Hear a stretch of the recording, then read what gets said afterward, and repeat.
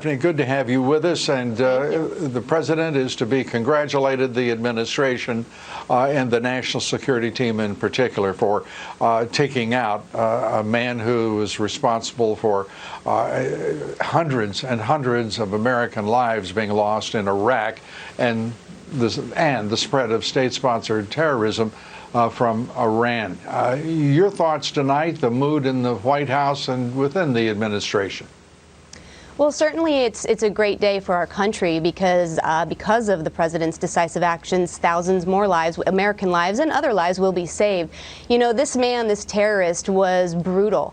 And not only was he responsible for hundreds of deaths of Americans, but thousands of horrible injuries to Americans and others. And he wasn't going to stop targeting Americans. So that's something to think about. The president, you know, he knew there was imminent danger. We had good intel that there was imminent danger and that Americans were going to be killed. And so he took the bold and oftentimes hard action that he had to as president, knowing that he was going to save lives and save lives then and in the future, too.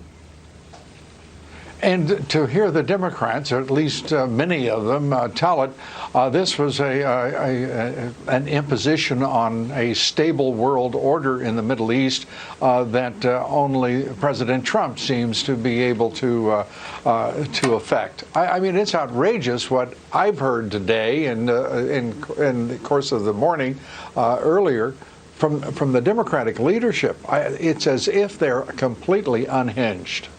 Well, they are. You know, I continue to be so disappointed by these Democrats. No matter what this president does, it is not good enough. The Democrats should be happy, along with the rest of this country, that American lives were saved, and instead they're complaining that they weren't notified. You know, time is of the essence when things like this are going down, and the president does have constitutional authority to protect Americans when they are in danger. Also, I would say that, you know, Schumer was complaining that he wasn't briefed, and then when he got briefed today, he was complaining that it wasn't good enough, and he still had questions. They just continue to attack this president. I'm sorry, yes. Yeah. No, I think Chuck Schumer was born complaining, and I wouldn't expect any quick change in his behavior.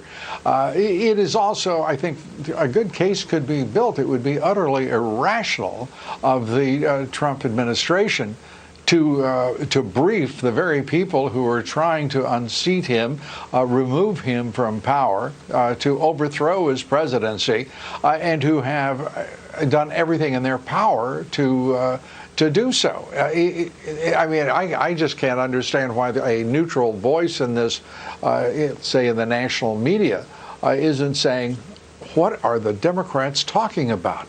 And why would they expect anything other than to be found untrustworthy by the President of the United States? Well, I'm going to say because there is no neutral voice in the media right now. You know, the Washington Post talked about Soleimani as the most revered military leader.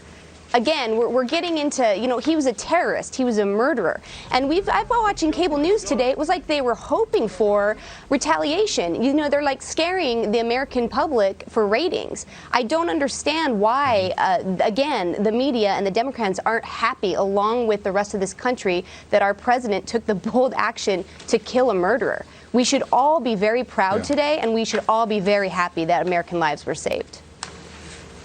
No question about it. And let's turn